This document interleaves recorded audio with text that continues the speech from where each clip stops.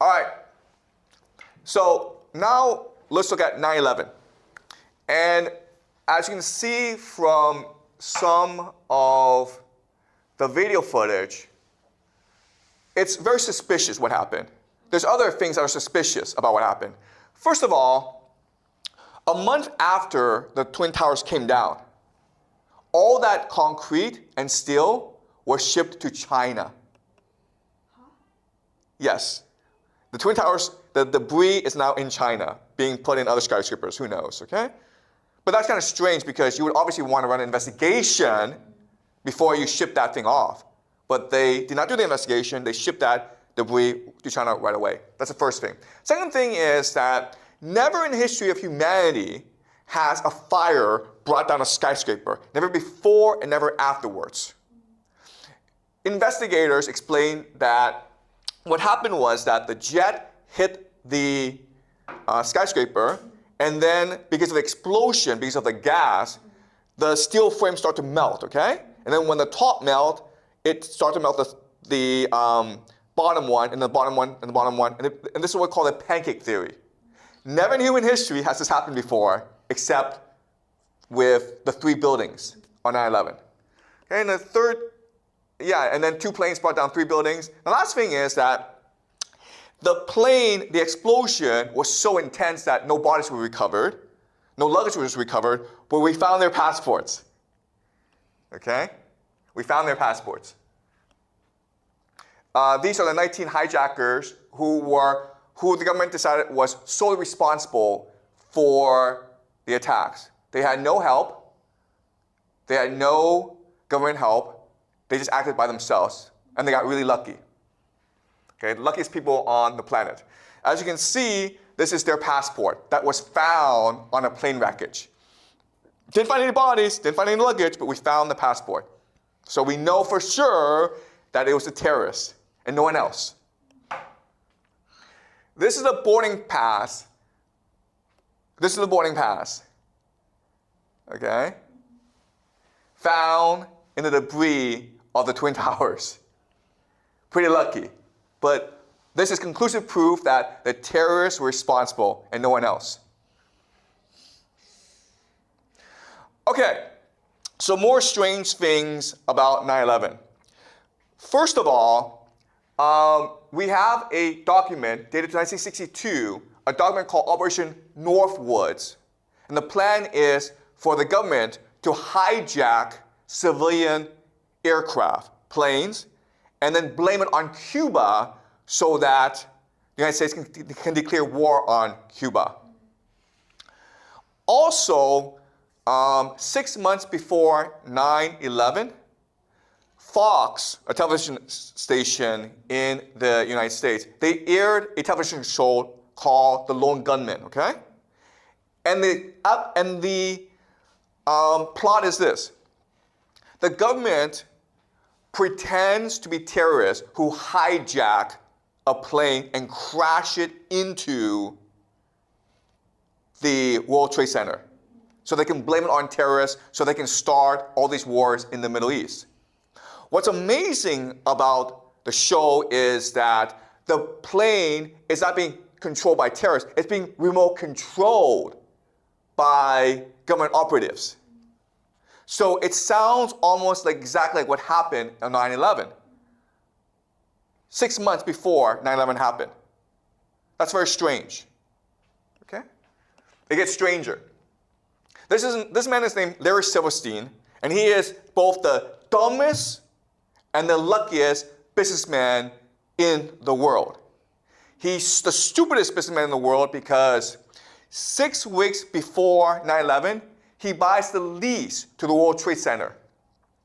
Okay? Why is that stupid? Because the World Trade Center has asbestos, like a dangerous chemical. So they had to clean or remove the asbestos.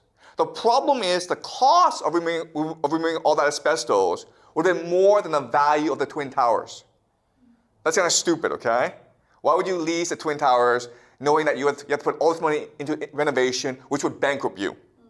Also, what's stupid is to have the lease, you're required to have insurance. Okay?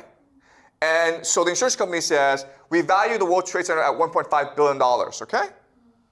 And Larry Silverstein says, no, it's not $1.5 billion. They are worth $3.5 billion. So he is asking to pay more insurance than he needed to. That's kind of stupid. But again, he's the luckiest man in the world because 9/11 happened, and guess what? He can now claim that 2 towers were struck, and therefore he should get twice as much as 3.55 million. He should get 7 billion. And he sued, they went to court, and he got 4.55 billion. Okay? He's also lucky because he's a workaholic, he never misses work, but that day, because of a dermatology appointment, he had to miss work. He wasn't there when 9/11 happened. The luckiest man in the world. Okay? So this teaches us that in life, do not be smart, just be lucky. Okay? That's all you need.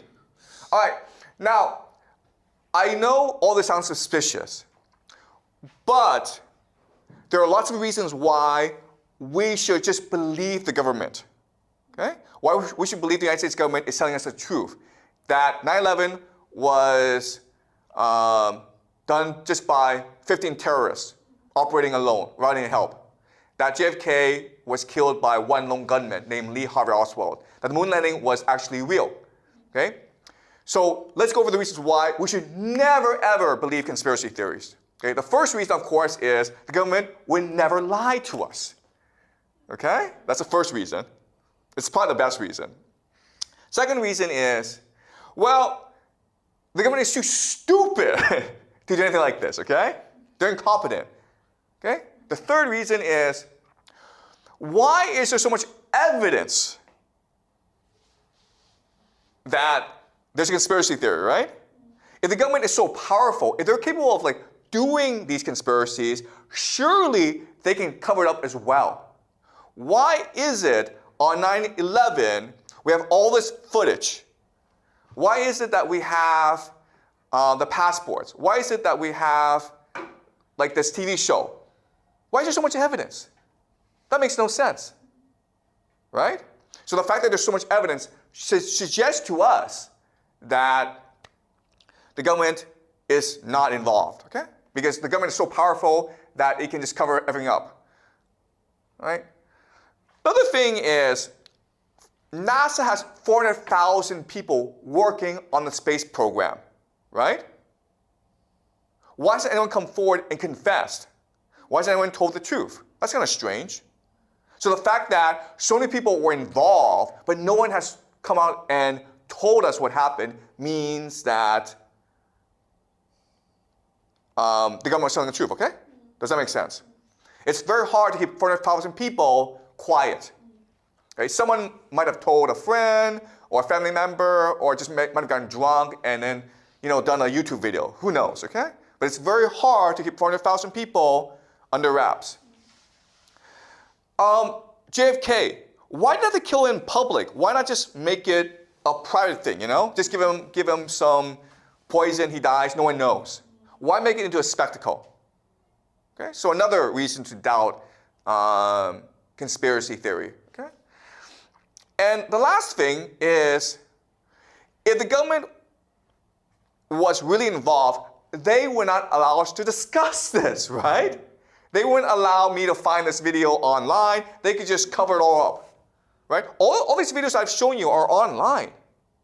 So this tells us the government doesn't have anything to fear, right? Okay? So we're in a strange situation where we can either believe the government is telling us the truth, but then we have all this evidence to suggest that they're not telling us the truth. Or we can believe that they did this, but what we also have to believe is that they did this and they want us to know that they did this and they want us to talk about these conspiracy theories. Okay? That's kind of strange. Well, it turns out we have an explanation for this. It's called revelation of method.